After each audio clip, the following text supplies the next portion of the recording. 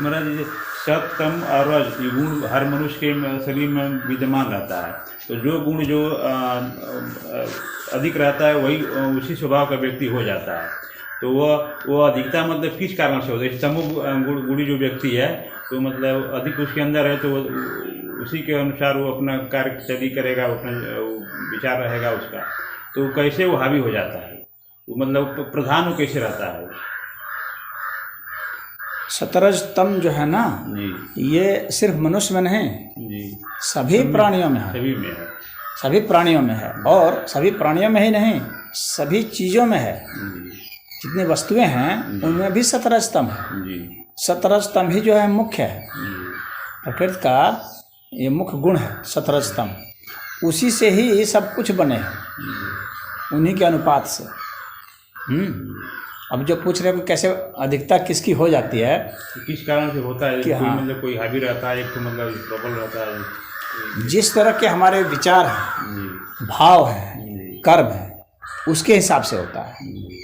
यानी इसे एक समझ लो, सतरज तम का ये लहराता हुआ सागर है, मान लो पूरा अस्तित्व, समझ रहे हो? सतरज तम का लहराता हुआ सागर है। अब उसमें से तुम जितने को चाहो जैसे चाहो बटोर लो। मान लो कि ये 3 जो हैं फैले हुए हैं, हाँ समझने के लिए बता रहा हूँ। तो इनमें से तुम जितने को चाहो बटोर लो। यानी वो बटोरने की प्रक्रिया क्या है? तुम्हारे भीतर है, दिमाग में। तुम्हारे भीतर भी सतरज तम है, बाहर भी सतरज तम है। अब तुम बटोरोगे, चुनोगे, तो कैसे चुनोगे? जिस तरह का भीतर का हावी होगा विचार भाव, उसके हिसाब से चुनोगे। हाँ, और जिसके हिसाब से चुनोगे उसके हिसाब से विचार भाव बन जाएगा। समझ गए? ये तो प्रकृति से यहाँ तक का सिस्टम हुआ। उसके इससे बाहर जो अवस्था आती है, सतरज तम से जो ऊपर की जो अवस्था आती है, वह आत्म तत्व है। यह समझने के लिए कि हम उनमें से किन चीज़ों को ज़्यादा ग्रहण करेंगे, इस चीज़ के लिए ही मैं समझा रहा हूँ इसको कि आप अगर आत्म तत्व से जुटे हुए हैं तो आप इन गुणों से पार हो जाते हैं। आत्म तत्व का आपको बोध है तो इससे पार आप हो जाते हैं। अगर ऐसा नहीं है तो आप सतरज तम के ही मिश्रण में लपटे रहेंगे और इनका बैलेंस नहीं होगा।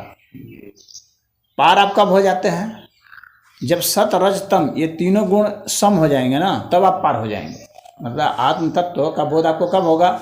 जब सत रज और तम तीनों बराबर हो गए, यानी एक संतुलन हो गया। तो इसको कहा था साम्यावस्था प्रकृति।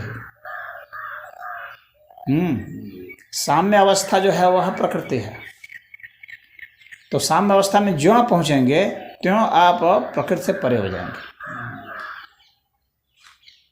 इस दुनिया में जितने भी लोग हैं इनको अब परिस्थिति के हिसाब से व्यवहार करना पड़ता है। तो इस परिस्थिति के हिसाब से व्यवहार करेंगे तो क्या करेंगे कि किसी न किसी चीज़ को चुनेंगे, सत को, रज को या तम को चुनेंगे। जैसी उसको ज़रूरत महसूस होगी उसके हिसाब से वह चुन लेता है। जैसे कि अगर उसको क्रोध की ज़रूरत है, हाँ, तो उसमें रज गुण उसका आ जाएगा। तो क्रोध की जरूरत है, या किसी भी चीज़ की गति करने के लिए, सक्रियता के लिए, यानी हमारे शरीर में जो भी चीज़ गति, हमारे दिमाग में जो भी चीज़ गति प्रदान करती है उसका मतलब वह रज है। हाँ, रज का वो है गति प्रदान करना। और जो भारीपन लाता है, शिथिलता लाता है, तो वह तम है। जैसे मन का भारी भारी लगना, इसका मतलब तम गुण हावी हो रहा है। रात्रि को इससे सोते जाते हैं तो भारी भारी लगता है, थका थका लगता है। तो वो थकने वाला जो गुण है ना, तो वह तम होता है। और जब व्यक्ति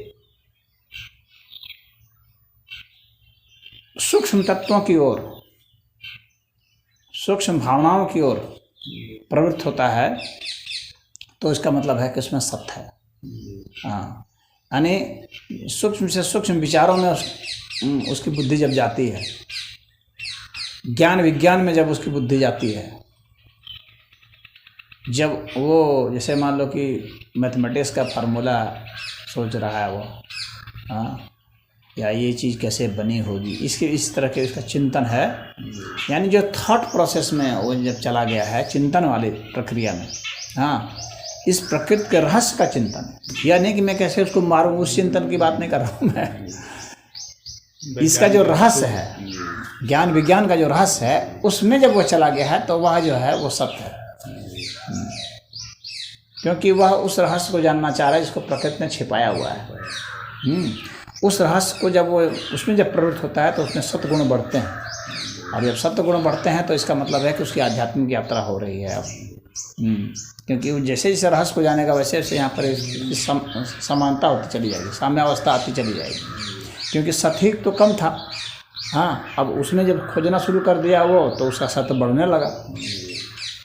उसी तरह से जब आदमी कल्याण का सोचता है किसी का, तो भी सत्य बढ़ने लगता है। किसी की सेवा करता है तो भी सत्य बढ़ने लगता है। निस्वार्थ भाव से जब सेवा करता है सत्य गुण बढ़ने लगते हैं। तो इन चीज़ों से आप गुण बढ़ा सकते हैं। महत्वाकांक्षा जब बढ़ेगी तो रजगुण बढ़ने लगेगा, हाँ। और जब आलस्य बढ़ेगा, निद्रा आएगी, हाँ, या जो मादक द्रव्यों का सेवन करते हैं, गांजा पी रहे हैं, चरस पी रहे हैं, हंसीस पी रहे हैं, ऐसा सब तम गुण बढ़ रहा है। सब भारी भारी करेगा शरीर की प्राण शक्ति को घटाता जाएगा। तो इसका मतलब है कि उसमें तम गुण बढ़ रहे हैं। तो हम अपने कर्म से, व्यवहार से, आचरण से, विचार से, इनमें से किसी को भी बढ़ा घटा सकते हैं। लेकिन सत्व गुण जब बढ़ता चला जाता है तो वो बैलेंस करता चला जाता है।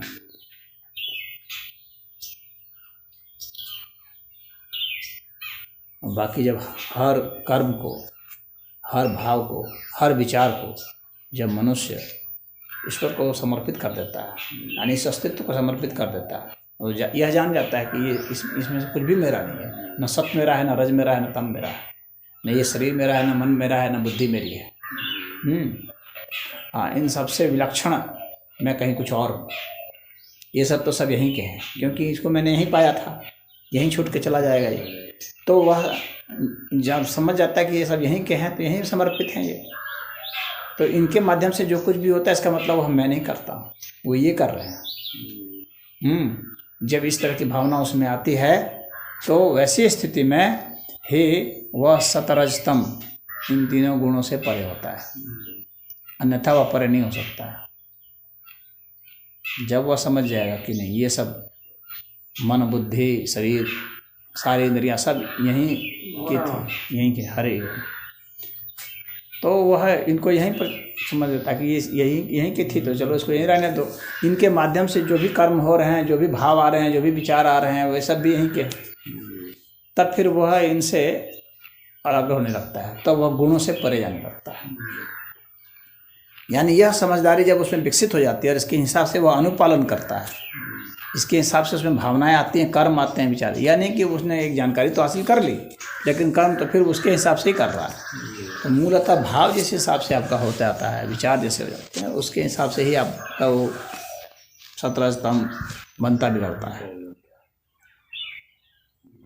राजनेताओं में रजगुण ज़्यादा होता है, अपराधियों में तम गुण ज़्यादा होता है, आलसियों में, अपराधियों में, अकर्मण्य लोगों में, निकम्मे निठल्ले घूमने वाले लोगों में तम गुण ज़्यादा होते हैं। और जो विद्वान लोग हैं, वैज्ञानिक लोग हैं, प्रोफेसर लोग हैं, उसमें सत्गुण ज़्यादा बढ़ने लगते हैं। अब उसमें फिर उनके भाव है, उसका किस तरह से, उसके आधार पर उसमें क्वालिटी होगी। सत्गुण सबके एक बराबर थोड़ी होंगे, किसी का कुछ ज़्यादा होगा, किसी का और ज़्यादा होगा। तो इस तीनों में महाराज जी शुरू कैसे, मतलब जैसे एक गुण जो है कि हावी कैसे होता है, जब स्टार्टिंग तभी ना उसको हो जाएगा। तमोगुणी व्यक्ति जो है कि शुरू में कैसे तमोगुण उसका बढ़ेगा, ताकि उसी भाव में हो जाएगा, भाव होगा। जिस चीज़ की ओर वह प्रवृत्त होता है, जिस चीज़ की वह कामना करता है, जिस चीज़ के लिए वह इच्छा करता है, जिस चीज़ के लिए वह प्रयास करता है, हाँ, जिस चीज़ को वो हासिल करता है, जिसे भोगता है, उसके हिसाब से ही होता है, वही प्रधान होगा। हाँ, उसका वह प्रधान हो जाएगा। उसके हिसाब से ही वो होगा ना। वैसे को भोजन को चुनेगा, जैसे मान लो कहेगा मुर्गा चले, आज मुर्गा चलना चाहिए, हाँ आज दारू चलना चाहिए, इसका मतलब क्या हो गया कि उसमें जो है तम गुण हावी हो गया है।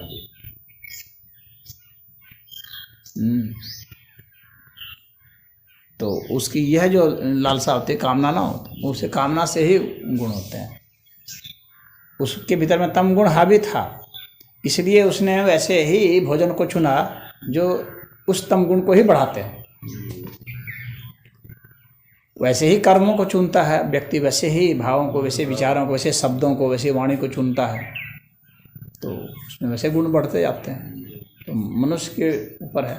ऐसा नहीं है कि इसका किसी गुण का 100% अभाव रहता है, ऐसा नहीं होता है। अभाव रहेगा तो वो उसका वो अंग ही नहीं बन सकता। बात समझ में आ रही है? 0% नहीं होता है। ऐसा नहीं है कि कोई कितना भी तामसी क्यों ना हो जाए, 0% उसमें सत्गुण नहीं होगा। हाँ, क्योंकि 0% होने का मतलब हो जाएगा कि उसका अंग वो जो फिर वो जिंदा ही नहीं रह सकता। क्योंकि दिमाग सोचने के लिए, सत्गुण की ओर बढ़ने के लिए तो विवेक चाहिए ना, बुद्धि चाहिए, मन चाहिए। तो वे अंग नहीं रहेंगे तो कैसे वो बढ़ेगा? तो वे अगर सत्गुण नहीं होगा तो ये सब नष्ट हो जाएंगे। यानी जो हम लोग की जो शक्ति है, इंद्रियों की शक्ति है, उसका बहुत बड़े आधार में से वो सत्गुण है। तो कैसा भी कितना भी दुष्ट हो, उसमें सत्गुण होता है। इसीलिए तो वह अपने बच्चों से प्रेम करता है, इसीलिए वह अपने शरीर से प्रेम करता है। किसी से भी नहीं करेगा तो अपने शरीर से तो प्रेम करता है ना। तो इसका मतलब हो गया कि उसमें वह प्रेम का गुण है कि वह अपने शरीर की रक्षा करता है, उसमें प्रेम, उसके प्रति उसको लगाव है। उसके बारे में वह चिंतन करता है, कैसे ये बच सके, कैसे यह दिन चल सके। इतना तो कितना भी बड़ा दुष्ट है उसमें ये रहे, अपना शरीर का तो ध्यान करता है। कितना भी बड़ा पागल होगा उसको ये समझ में आती है। उसको भोजन दोगे तो वो खाने लगेगा, उसको पता है इससे हमारी प्राण शक्ति बढ़ेगी। हाँ, तो इतना उसको अपने में प्रेम लगाव रहता है, ये सत्गुण के कारण होता है। सत्गुण जो है ना, वह शरीर को बचाने के लिए भोजन की मांग करता है। अंतर समझना, सत्गुण जो है अपने शरीर को बचाने के लिए भोजन की मांग करता है। वो जो भी भोजन मिलेगा उसको वो खा लेगा, क्योंकि उसको अपना शरीर को बचाना है। तो यह जब प्रवृत्ति होती है, यह जब स्थिति आती है, तो इसका मतलब सत्गुण उसमें हावी है। और जब वह भोजन का चुनाव करता है, जिस समय सिलेक्शन जब वह करता है, तो जब भी वह सिलेक्शन करता है तो इसका मतलब है कि वह जो है अब वह रजगुण में आ गया। तब वो कहेगा कि नहीं मैं खीर खाऊंगा, तो मैं ये खाऊंगा, वो खाऊंगा, मैंने सिलेक्शन वो करेगा। तब इसका मतलब रजोगुण में आ गया। और तमोगुण में आ गया मतलब कि उसमें जो सबसे खराब है, बासी खाना है, तो सड़ा हुआ भोजन है, हाँ भारी खाना है, जिससे उसकी बुद्धि भ्रष्ट हो जाती हो, वो इस तरह का खाना है। हाँ, क्योंकि सत्गुण का काम बुद्धि को जगाए रखना है, तम गुण का काम बुद्धि को भ्रष्ट कर देना है। तो बुद्धि को भ्रष्ट करने वाले जितने भी चीज़ें हैं, जब वो उसको वो लेता है, या जितने भी आचरण हैं, जब वह वैसा करता है, तब इसका मतलब तमोगुण है। तो वैसे भोजन को वो लेता है, नशा लेने लगेगा, ऐसी चीज़ों को खाएगा जो जल्दी से पचे नहीं। वो जो मांस से भी बुद्धि भ्रष्ट होती है ना। हाँ, तो मांस खाते हैं, हाँ, उससे भी बुद्धि मतलब भ्रष्ट होती, सही नहीं रहती। हाँ, बुद्धि भ्रष्ट होगी। लोग स्वाद और खाते हैं। स्वाद कुछ नहीं है, स्वाद क्या है? वो भी सतरजतम ही है। वो भी सतरजतम ही है जी। खाने वाले बोलते हैं ऐसा कि हर चीज में सतरजतम है। बिना हत्ता में नहीं खाएंगे तो फिर लगता है मतलब मन खराब रहता है। हाँ, तो वो तमोगुणी आदमी है ना, तमोगुणी आदमी है, रजोगुणी आदमी है, वे इस तरह का भोजन का अच्छा रक्षण करते हैं। वही जो सतोगुण आदमी है, उसको ये सब दोगे तो कहेगा क्या ये सब फालतू उठा कर ले आए हो, कबाड़ फेंको, इसको हटाओ यहाँ से, राक्षसी भोजन को। हम देख रहे हैं कई तो वो उसको नहीं पसंद करेगा। दोगे भी तो वो नहीं खाएगा, वो सूंघेगा नहीं, उसको तो गंध से ही दूर भागता है वो। एक जगह था महाराज जी, भोज था, क्या प्रिय लगता है ना, कौन व्यक्ति क्या खाता है उसके हिसाब से हो जाएगा, कैसे खाता है उसके हिसाब से भी हो जाएगा। हाँ, यह नहीं है कि खाली क्या खाता है, कैसे खाता खाता है, है। इसमें भी सत्वरजतम आ जाएगा। मान लो सत्व भोजन है, उदाहरण के लिए, हाँ, जैसे फल है, मान लो फल सत्व भोजन माना जाता है। अब वह फल को कैसे खाता है, कितना प्रेम से खाता है, कितना आराम से खाता है, बांट के खाता है, कैसे खाता है, जल्दी जल्दी खाता है, उसके आधार पर फिर हो जाएगा कि यहाँ सत्वरजतम क्रिया जो है, भोजन तो उसने सब चुन लिया, लेकिन क्रिया उसकी रज हो गई, ऐसा हो सकता है। हाँ, क्रिया उसकी तम हो सकती है।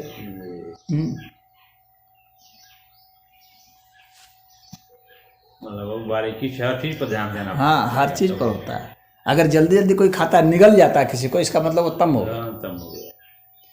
चबा चबा करके खाता है तो वो रज हो गया।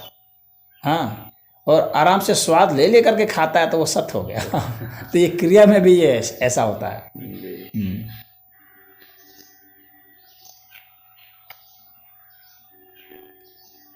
कोई व्यक्ति कहीं जल्दी जाने की जल्दीबाजी में जब खा रहा है ना, तो इस तरह से खाएगा तो क्या होगा, वह भोजन ठीक से पचेगा नहीं, और खाते समय उसमें अशांति हो जाएगी, बेचैनी हो जाएगी। बेचैनी की वजह से भी वो ऐसा खा रहा है, और ऐसा खाने से भी बेचैनी बढ़ जाएगी। ये दोनों साथ बातें साथ होती हैं। कभी भी प्रयोग करके देखना, जल्दी जल्दी खाना एक बार बहुत आराम से खाना, दोनों देखना, दोनों में दिमाग में क्या अंतर आता है, बहुत अंतर आ जाएगा। तो उसके हिसाब से फिर रोग होते हैं। रोग तो तीनों गुण में होंगे, सत में भी रोग होंगे, रज में भी होंगे रोग, तम में भी होंगे, तीनों गुणों के रोग होते हैं, अलग अलग रोग होंगे।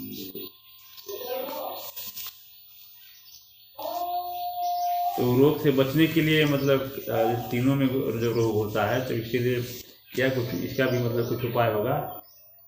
जैसे आप करेंगे तीनों में रोग, सत गण गुण और तम तीनों में होता है रोग। हाँ, रोग तो होंगे। तो फिर बचने के तीनों गुणों में जिसकी भी अधिकता हो जाएगी ना, तो वो रोग होंगे। रोग से मुक्ति कब होगी? जब तीनों बैलेंस होंगे। बैलेंस। तो बैलेंस कैसे बनेगा इसका? जब तीनों बैलेंस होंगे जी, तब जा करके आप रोग से मुक्त होंगे। या जिसकी अधिकता हो गई है उसको आप घटाइए, जिसकी कमी हो गई उसको आप बढ़ाइए। हाँ, इसके लिए तो बहुत सजग होना पड़ेगा ना। व्यक्ति को तो पता भी तो होना चाहिए कि उसका क्या बढ़ा है। तो लोगों को तो पता भी नहीं होता क्या बढ़ा और क्या घटा। तो कैसे पता चला कि हमारे अंदर ये बढ़ा? वो तो स्वास्थ्य को तो पूरा का पूरा डॉक्टर को सरेंडर कर दिया है। डॉक्टर को खुद, डॉक्टर जो है बीमार है, डॉक्टर को खुद भी पता नहीं है ना। वो तो बहुत साधारण सी किताब पढ़ा है वो, दवा, बस उसको एनाटॉमी वगैरह बता दिया गया है, ऐसे ऐसे है, इस केमिकल को डालोगे तो इससे ये होगा, बस उसको ये बता दिया गया है। लेकिन उतना से स्वास्थ्य को आप कंटेम्प्ट, स्वास्थ्य बहुत बड़ा क्षेत्र है, बहुत बड़ा क्षेत्र, पूरे अस्तित्व का मामला है स्वास्थ्य। आप कैसा चिंतन करते हैं, कैसा सोचते हैं, कैसा विचारते हैं, कैसे कमाते हैं, किस तरीके से, उन सब चीज़ पर स्वास्थ्य निर्भर करता है।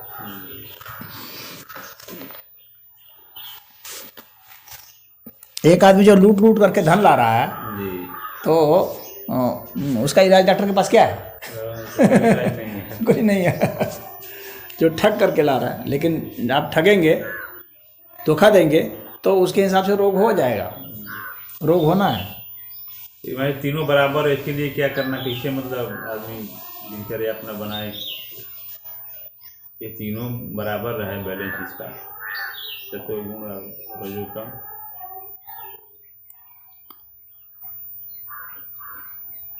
भाई योग की जो क्रिया है ना, वो बैलेंस करने के लिए ही है।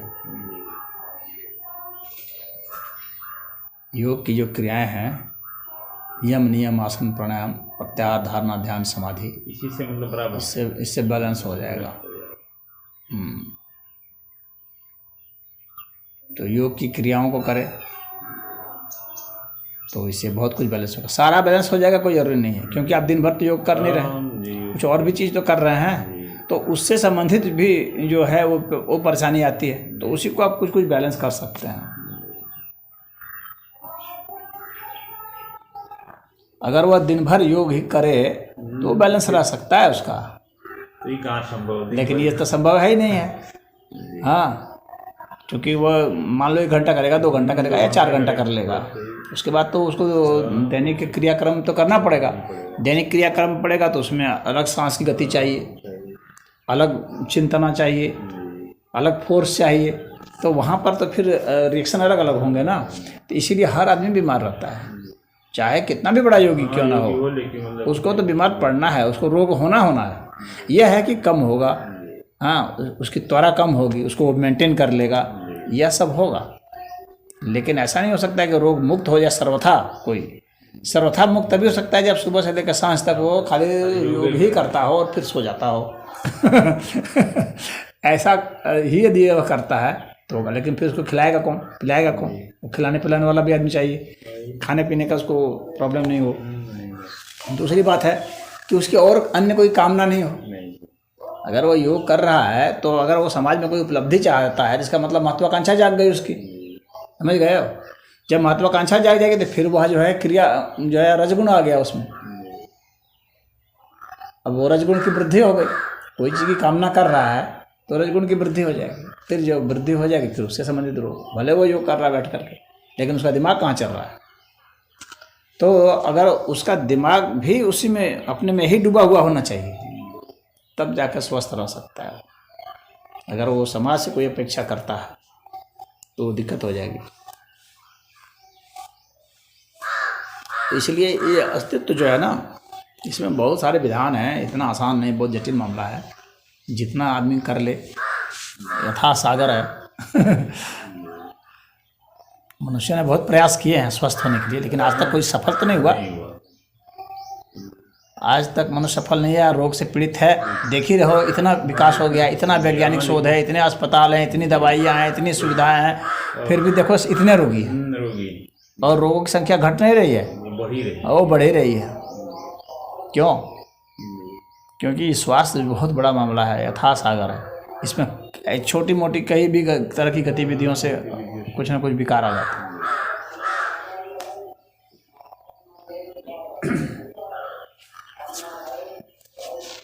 खाने से, पीने से, सोने से, रहने से, उठने से, बैठने से, हर चीज़ में विकार आने की संभावना होती है।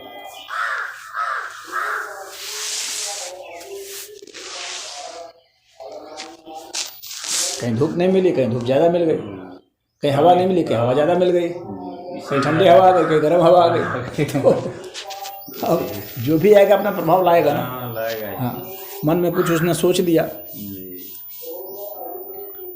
किसी के खिलाफ खराब सोच लिया, भला बुरा सोच लिया, उसका प्रभाव आएगा। प्रभाव तो आते रहते हैं। उसी में से वह जितने को बैलेंस कर सके, यानी अपने ऊपर वह जितना शोध करेगा ना, उतना वो बैलेंस कर पाएगा। उसका कोई दूसरा बाहरी आदमी इलाज नहीं कर सकता कभी भी। मैं इसको नहीं मानता कि बाहरी आदमी इलाज कर देगा। सहयोग कर सकता है, इलाज नहीं कर सकता। इलाज तो उस व्यक्ति को खुद अपना सजग होना।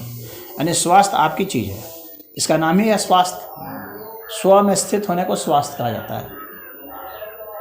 स्व अर्थात आत्मा में स्थित होना को स्वास्थ्य कहा जाता है। जब तक व्यक्ति आत्म में स्थित नहीं है तब तक वो स्वस्थ है ही नहीं, वो चाहे कुछ भी कर रहा है।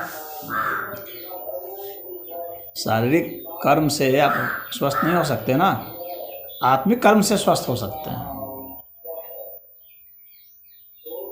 आत्मिक स्तर पर जाना पड़ेगा, तब आप स्वस्थ हैं, स्व में स्थित हैं। तब उसको देह से भी कोई मतलब नहीं रहता है, देह रहे या जाए, बने या बिगड़े, क्योंकि वह तो आत्म में स्थित हो गया, जहाँ कोई विकार ही नहीं आता है। विकार तो शरीर में आते हैं ना, आत्मा में तो विकार आता नहीं, निर्विकार है वह। विकार का मतलब ही रोग होता है। और ये जो शरीर है यह परिवर्तनशील है, परिवर्तन का मतलब हो गया विकार, सीधी सी बात है। तो परिवर्तन ये होता रहेगा, वातावरण में बदलाव होता रहेगा, खान पान में, सोने उठने बैठने किसी बदलाव होते रहते हैं हर सदैव। तो जब तक व्यक्ति शरीर से संबंध रख रहा है, शरीर को केंद्र में रखा हुआ है, तब तक वो अस्वस्थ है। और कोई यदि यह सोचता है कि मैं शरीर को स्वस्थ रख लूँगा, तो वह बहुत बड़ी मूर्खता है। शरीर कभी स्वस्थ हो ही नहीं सकता है, क्योंकि शरीर का काम ही है बदलाव। बात समझ में आ रही है? शरीर कभी स्वस्थ नहीं हो सकता, क्योंकि शरीर कभी भी स्थिर नहीं है। शरीर सदैव बदल रहा है। बदल रहा है मतलब कि रोग, बदलाव को ही रोग कहेंगे। पहले की स्थिति से दूसरी स्थिति इसकी हो गई। हाँ, बस अपने प्राण को ये संभाल सके, बस उसी को हम लोग सामान्यतः स्वस्थ कह देते हैं कि ये अपने प्राण को संभाले हुए है, बस। हाँ, और कितने बढ़िया तरीके से संभाले हुए है उसको हम लोग स्वास्थ्य कह देते हैं। लेकिन शरीर कभी भी स्वस्थ पूर्णता नहीं हो सकता है, क्योंकि इसमें विकार होते हैं। आत्म में स्थिति नहीं है, स्वस्थ कहाँ से होगा, यह परिस्थिति। इसलिए कोई अगर शरीर को ये सोचता है कि शरीर जो है स्वस्थ हो जाए, तो मैं समझता हूँ उसको स्वास्थ्य की परिभाषा ये भी नहीं मालूम है, और उसका प्रयास दूसरा है। तो विकार तो होंगे, कभी आँख खराब होगी, कभी कान खराब होंगे, कभी दांत खराब होंगे, कभी नाक खराब होगा, कभी दिमाग खराब होगा, कभी पेट खराब होगा, कभी जननेंद्रिय खराब हो जाएगी, कभी गुर्दा खराब हो गया, कभी हृदय, कुछ ना कुछ चेंज होता रहेगा। लेकिन कुछ ना कुछ तो आप खाएंगे, कुछ ना कुछ आप बात करेंगे। रिएक्शन तो आदमी समाज से करता है ना। समाज नहीं है तो वनस्पतियों से करेगा, पेड़ पौधों से करेगा, हवाओं से, प्राकृतिक चीज़ों से करेगा।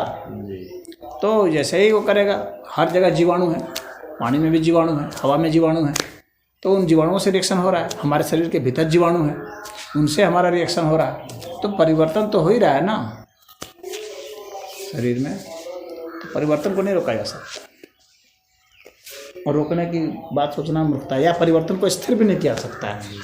रोकने, अगर कोई स्थिर करना सोचे तो स्थिरता संभव है। एक जगह आप एक परिवर्तन करेंगे, दूसरी जगह दूसरी तरह का हो जाएगा।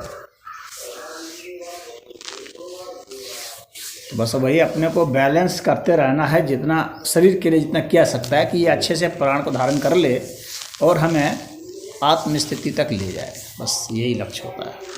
पतंजलि जी ने इस अर्थ में ही लिखा है। पतंजलि ने कहीं नहीं लिखा है कि शरीर को स्वस्थ करोगे। शरीर कभी स्वस्थ हो ही नहीं सकता है। शरीर सदैव जो है विकृत रहेगा, स्वस्थ नहीं रहेगा।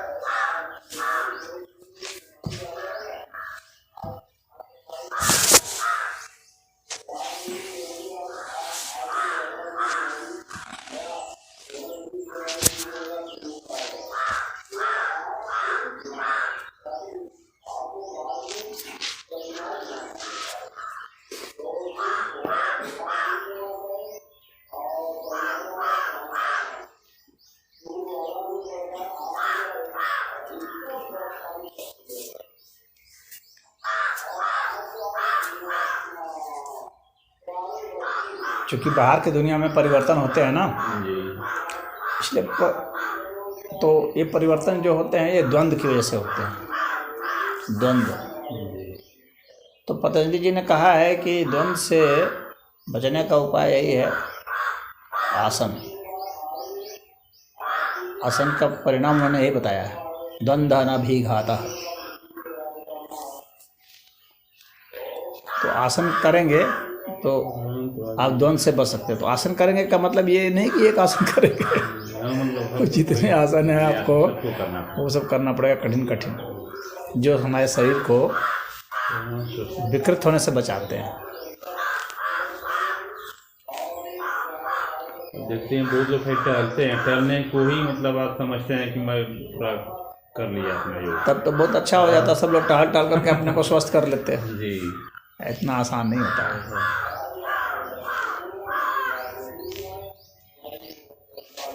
फैशन चल गया, लोग टहल रहे हैं सुबह उठ करके, महिलाएं और पुरुष जो है देख रहे हैं। मनुष्य की एक बहुत स्वाभाविक प्रवृत्ति है कि वह आसानी की ओर उन्मुख होता है।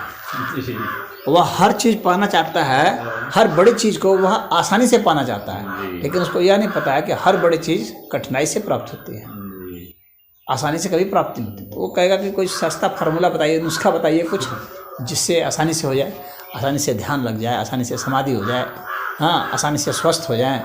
उसको ये नहीं पता है कि इतने इतने करोड़ों लोग लगे हुए हैं स्वस्थ करने के लिए, और जब से मनुष्य है तब से लगे हुए हैं, आज तक स्वस्थ नहीं हो पाए। ये नहीं पता है। तो इस वास्तविकता का जब हमको बोध होगा तो हम समझेंगे कि नहीं, स्वास्थ्य इतना आसान नहीं होता है।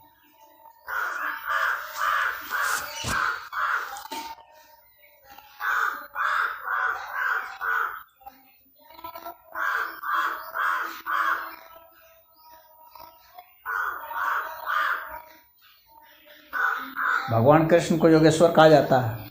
कृष्ण भी बीमार पड़े थे, ऐसा थोड़ी ही कृष्ण बीमार नहीं पड़े थे। रोग किसको छोड़ता है? विवेकानंद को रोग पकड़ लिया, रोग से मर गए। कितने कितने रोग है, 3200 प्रकार का रोग था, बड़ा कम ही उम्र में वो। हाँ। तो रोग पकड़ लेता है। शंकराचार्य को पकड़ लिया, बुद्ध को पकड़ लिया, महावीर को पकड़ लिया, महावीर पेचिश से मर गए। बहुत जहरीला पदार्थ खा लेते, मशरूम खा लिए थे,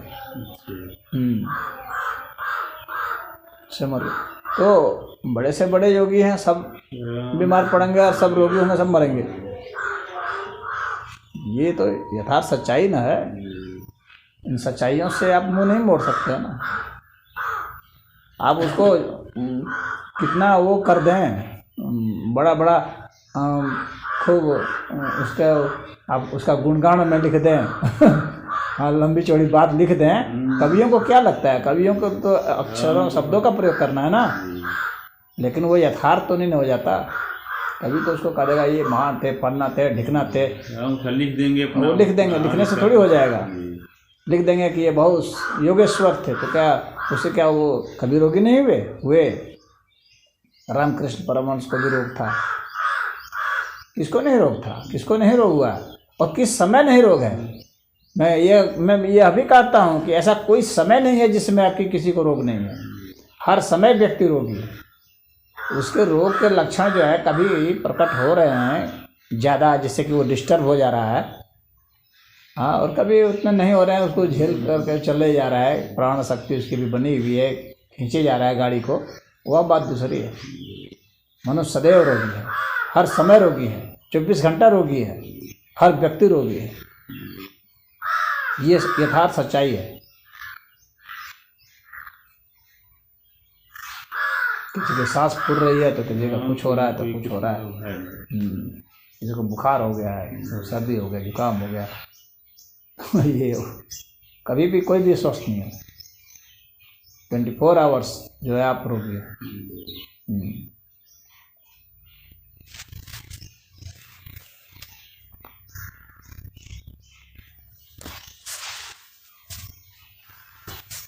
और अंत में रोग इतना बढ़ जाता है कि प्राण शक्ति धारण नहीं कर पाता, व्यक्ति मर जाता। अंतिम जीत तो रोग की ही हो रही है।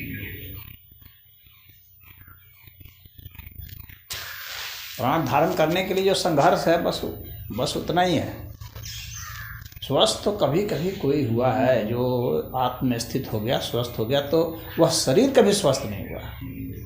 चाहे आप आत्म में स्थित हो जाए, आपकी आत्मा स्वस्थ न है, शरीर स्वस्थ नहीं है। आत्म स्थित मतलब महाराज जी, आत्म स्थित मतलब आत्मा में स्थित का मतलब वह जो निराकार तत्व है। आत्म तत्व जो वह जो निराकार तत्व है, माने जो दिव्य आत्मा है, मैं उसकी बात कर रहा हूँ। जब तक पदार्थों में वह है, या कोई वैसी चीज़ जो कि पदार्थ है, वह कभी भी स्वस्थ नहीं है, क्योंकि वह पदार्थ ही है। समझ रहे हो? जैसे कि बर्फ़ है, वो आग नहीं है, वो बर्फ़ ही है। तो पदार्थ है, तो पदार्थ का गुण बदलाव है बस। और दिव्य आत्मा का मतलब है कि वहाँ कोई बदलाव नहीं है। तो बदलाव कोई नहीं है, इसलिए वह स्वस्थ है, क्योंकि वहाँ कोई बदलाव ही नहीं हो रहा है, तो इसलिए वहाँ कोई बीमारी नहीं, कोई रोग ही नहीं, रोग का कारण ही नहीं है, क्योंकि वह मूल तत्व है, बेसिक एलिमेंट है, वो शुद्ध तत्व है। वहाँ कोई अशुद्धता की कोई संभावना ही नहीं। अशुद्धता का ही मतलब रोग हो गया। प्रकृति से जब संयोग होगा तो अशुद्धता आएगी, वहाँ से रोग की शुरुआत हो जाएगी। तो यह शरीर कभी स्वस्थ नहीं होता, शरीर सदैव अस्वस्थ रहता है। शरीर का मतलब है अस्वस्थ, मतलब आत्म में स्थित नहीं है, वह पदार्थ है बस। मन बुद्धि चित्त अहंकार ये सभी जो है प्रकृति के तत्व हैं, तो ये अस्वस्थ हैं, अस्वस्थ ही रहेंगे। इनको स्वस्थ करने के चक्कर में पड़ने की जरूरत भी नहीं है ये स्वस्थ हो ही नहीं सकते। बस इतना आपको इनको मेंटेन करना है कि यह प्राण को धारण कर ले, रखे बस। और प्राण को धारण क्यों करेंगे? इसलिए क्योंकि आप स्वस्थ हो सकें, यानी आत्मा में स्थित हो सके। इसके लिए आत्मा में स्थित हो गया, बस आपका काम हो गया। जन्मने का प्रयोजन सिद्ध हो गया। जन्मना भी एक रोग है, मरना भी एक रोग है ये सब रोगी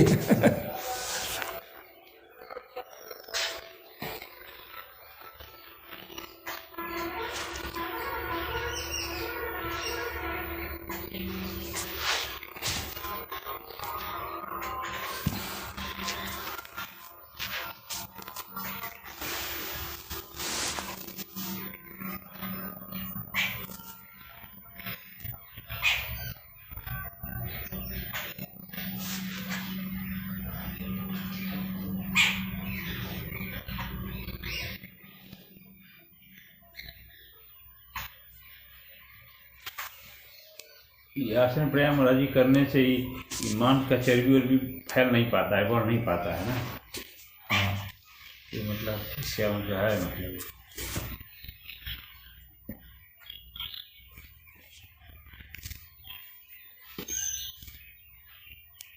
अगर आप इतना नहीं करते तो आपका मतलब पेट ओट निकल गया होता, कमर उमर भी मतलब चौड़ा हो गया होता, कमर और पेट ओट निकल गया होता।